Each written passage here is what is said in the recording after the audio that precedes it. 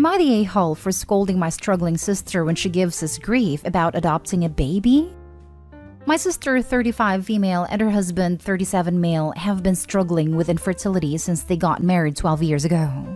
They've tried absolutely everything, from medical to spiritual, but unfortunately nothing works. Now that she's approaching late 30s, they're starting to look into adoption, but it's also been a slow going since their financial condition isn't exactly stable from multiple rounds of fertility treatments they went through. I can only imagine the struggle, and I sympathize with her, but the stress the situation is bringing her and her husband honestly puts a strain on our relationship.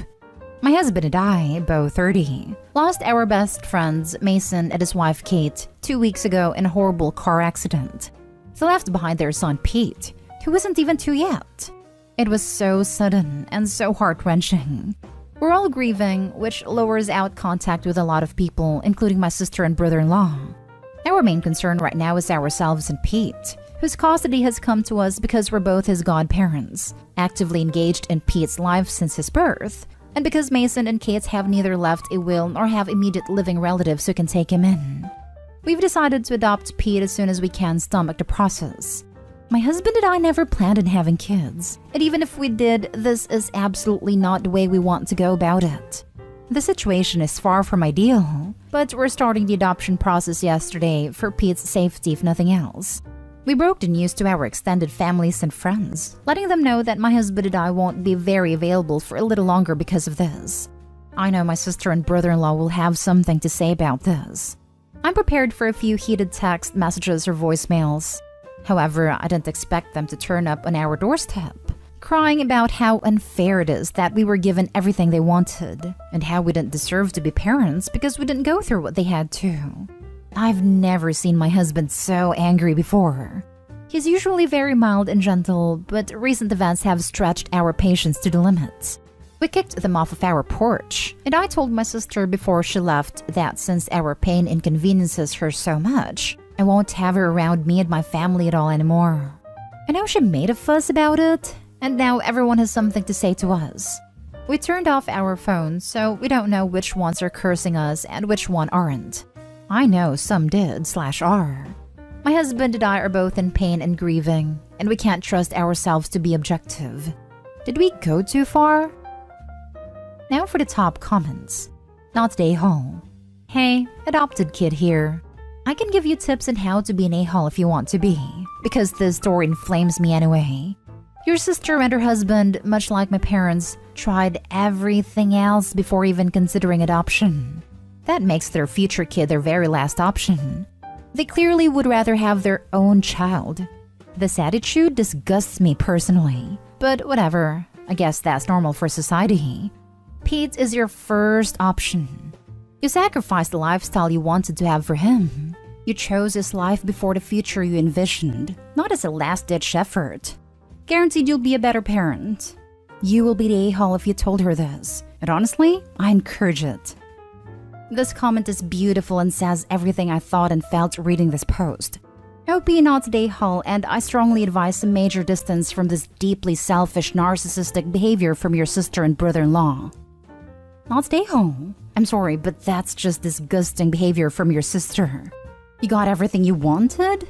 Your close friends died, and you have to go through an unexpected adoption for their son who is now orphaned. I know she's stressed, but that's just horrible what she said, honestly. At the moment, I was absolutely disgusted too. My husband was too, judging from his face. Like I said, I've never seen him look at anyone like that. It's like a completely different person. I'm afraid I must have looked just like him then too. It's really shocking when you find out your family has a bunch of victims and narcissists. A tragedy happened, but no. This is about them and their baby troubles. I haven't spoken to many of my family members since I was 18 to 24. I'm now in my mid-30s as well. It's not easy, but your life is better when you surround yourself with people who actually give a damn if you're hurting or not. Get angry. Feel angry. You should be angry because what they're doing is making it about themselves when it has zero to do with them. Next story. Am I the a-hole for refusing to let my nieces and nephew live with us? I, 25 female, am married to James, 31 male, We've been married for 2 years and have always planned on having maybe one child. This decision has always depended on us being financially stable. Unfortunately, James's older brother passed away suddenly about a week ago. He had 3 children, 2 girls and a boy. Their ages are 3, 5, and 6. Their mother sadly died from complications arising from a C-section with her youngest. I've just found that we are named in James's brother's will as the ones who wants to take care of the kids. Apparently, my husband okayed this without discussing it with me, thinking that nothing would ever happen to his brother. He already knows he is unbelievably silly for doing this. I've tried to reason with him about it. We live in a miniature 1-bedroom flat. It is on a main road with no garden and is completely impossible to childproof. We also cannot afford childcare, so one of us would have to stay home with the children to make it work. It would have to be me, as my husband earns considerably more than me. If there was no other option, I try my hardest to make it work, but my husband's parents have 2 spare bedrooms and live in the countryside right by where the kids lived with their dad. They have experience raising children, but wants us to raise them as it is what their son wanted. They also said this is perhaps the only chance they'll get to just be grandparents, not parents. I'm trying so hard to be sympathetic, but it feels like they're asking me to sacrifice my life for them. I am not a child person naturally. I worry if I could cope with 1 baby, let alone 3 children. And due to COVID lockdowns, I barely know them. My husband and I had an explosive argument last night. I kept pointing out problems like where would the kids sleep, and he just kept saying, we'll work it out.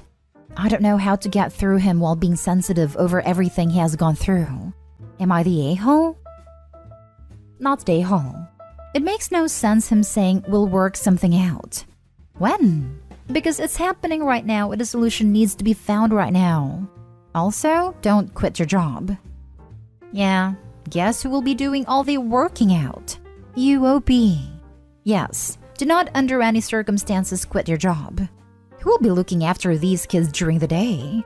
Does he have any idea how much childcare costs? Unless your brother-in-law left a trust for these kids, say goodbye to all your hopes and dreams for your future. Raising kids is hard, time-consuming, and expensive. At the minimum, these poor kids will need therapy. You have a long and hard road ahead of you raising kids who lost their parents at such a vulnerable age and who were removed from their home to live with strangers. Your husband has not thought this through at all. I'm pretty positive that if Opie removed herself from this situation, the grandparents would take those kids in. Opie's everyone's mule here. No a-holes here. This is a divorce-worthy issue for both sides. He's definitely not the a-hole for wanting to take care of his deceased brother's kids after he made a promise, and that might be relationship breaking if you say no. However, you're also not the a-hole for not wanting to take that on since they have another place to go. If they would go into foster care, you would be a huge a-hole. But if his parents can take them, it's okay to be upset, assuming they want to take them. If you love your husband, tread carefully with this.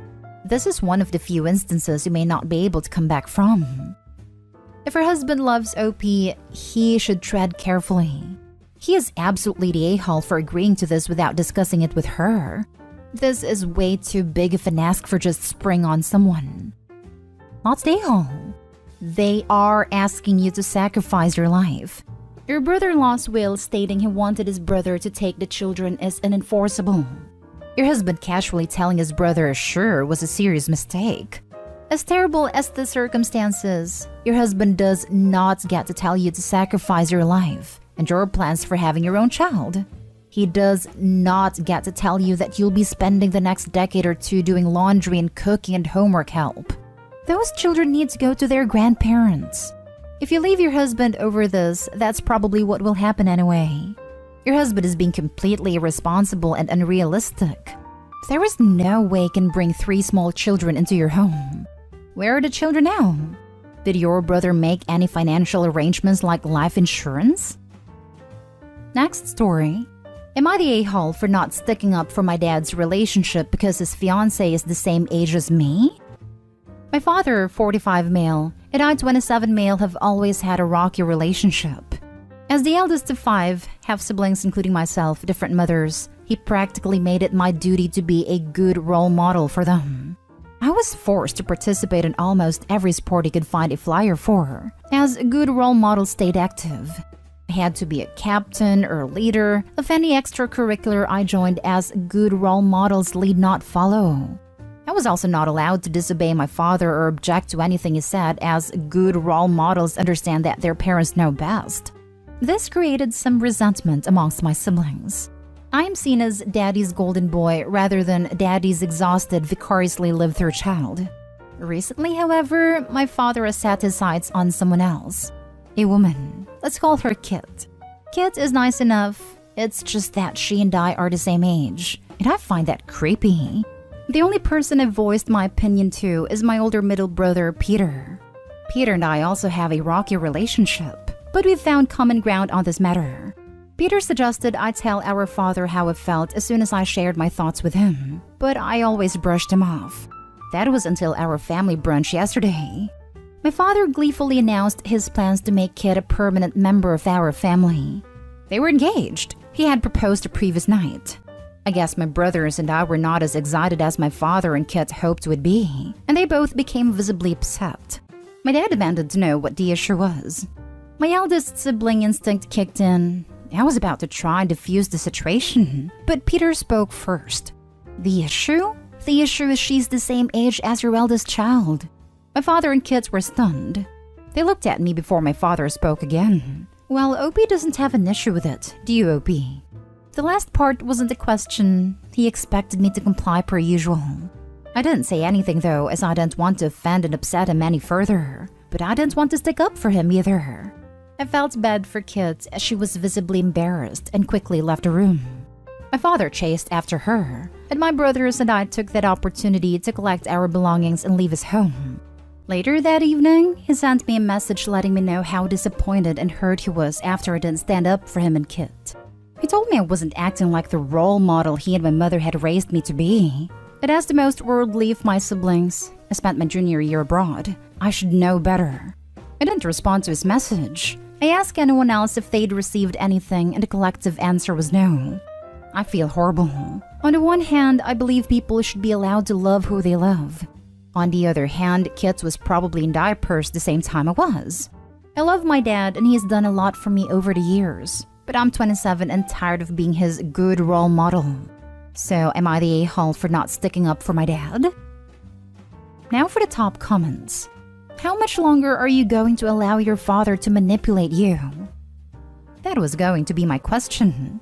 It seems to me that Opie has allowed himself to be manipulated his entire life. Now that he is an adult, it is on him to set the boundaries. I fear that Opie doesn't even know himself because he's been told what to do for his entire life. I'm surprised he got to his age without having blown up. Generally, I would have thought that once he got to his mid-teens, he would have rebelled against all of this. People thought I would blow up way earlier too.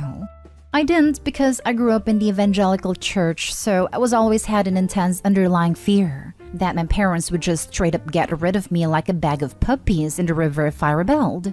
I think sometimes people get into that internalized helplessness loop just because 18 years is so long with no other examples around. And if you're afraid of not being fed / getting hurt, etc., it quickly gets Stockholm syndrome.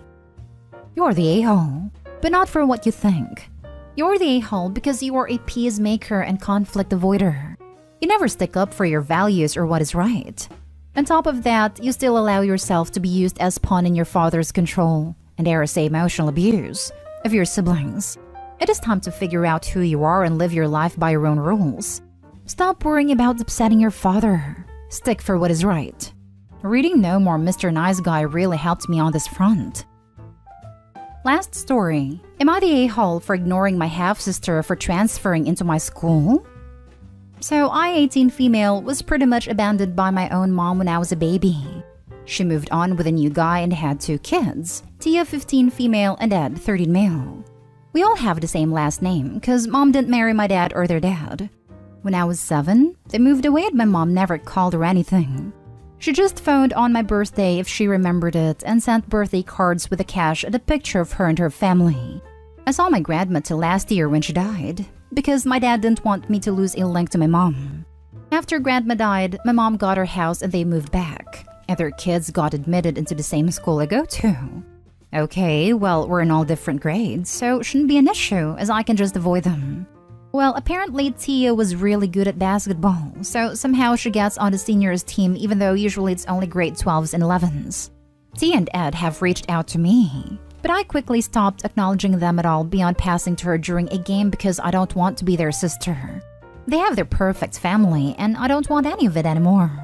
Like, it sucks so much to see my mom come to our games, drop her off and cheer her on when I never got any of that. Honestly, I dip from games right away if I see her in the stands because I don't want to talk to her. Things kind of came to a head this week because they were taking photos for the yearbook for the basketball team and they were taking them alphabetical order based on last name. I do not want to even show up next to her in the yearbook. So when they lined us up, I told the PE teacher I was getting my surname changed to my dad's last name and got my place switched. Tia got really upset with me. And after the photos, tried arguing with me and I just got mad and told her to go complain to her mom. And she just called me an a-hole for never wanting to be her sister. The friends are split, with some saying I should give her a chance at least to avoid making things awkward at school, and my dad tells me I should reach out to my mom. But my cousins are all on my side and told me I did the right thing. And so school is kinda tense so far today because of it. I don't really know, so I'm coming here to find out if I'm the a-hole. Oh, and since I always see people say get therapy on here, I see a psychologist for my issues. Not the a-hole. You've been through a lot with your mother abandoning you, so it's normal not to want her children in your life. At 18 years old, you were living your teenage years, and it is not up to you to have to mend fences. Opie, you're not a a-hole, but you're also taking out your mom issues on your bio siblings, and that's not okay. You should treat them with the kindness and respect you'd treat any of your other fellow students at the school.